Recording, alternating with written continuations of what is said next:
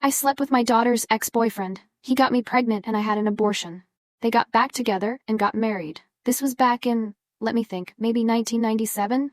I was 38 and my daughter was 18, and she was dating Harry, who was 24. I was an alcoholic and dabbled in other drugs, mostly cocaine. I was not a good person, let alone mother. Not like I was abusive to my daughter or anything, but I was generally inattentive and cared more about my alcohol and drugs than her, especially in her teen years. I am 14 years sober now. I disapproved of my daughter dating Harry, but I never told her why.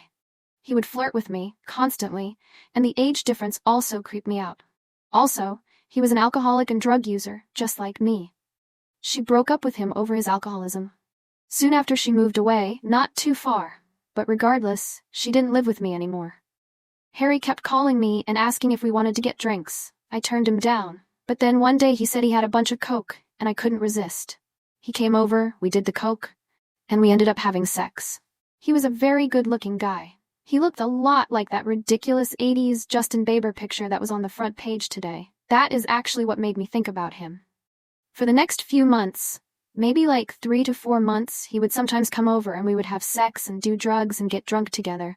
Any drug addict knows what that is like to have a drug addict buddy in that way. Then I got pregnant. I knew it was by him. I had sex without a condom a few times, stupidly. I never told him I was pregnant, and I went and got the abortion and kept it a secret. Anyways, I stopped seeing him after that. It was too weird. I also got sober for like 4 months before relapsing. Fast forward 2 years, and my daughter contacts me and tells me that she got back with Harry, and that he is fully sober. I was mortified, honestly.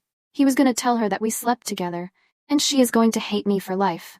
They came over one day and said hi, and when my daughter was gone, Harry told me that there is no reason to tell her about what happened. I agreed. It's been 16 years of marriage on their part. They have a kid together. Harry got cancer, then beat it. I got sober. That's basically it. I don't see them very often. They live in Texas and I live on the East Coast, but whenever I do, there's always that tension between me and Harry. It's literally the first thing that comes to either of our minds.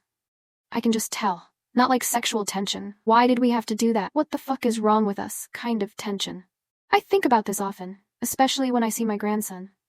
I always think that could have been my son if things had gone differently. But wow, what a disaster that would have been if I decided to keep that child.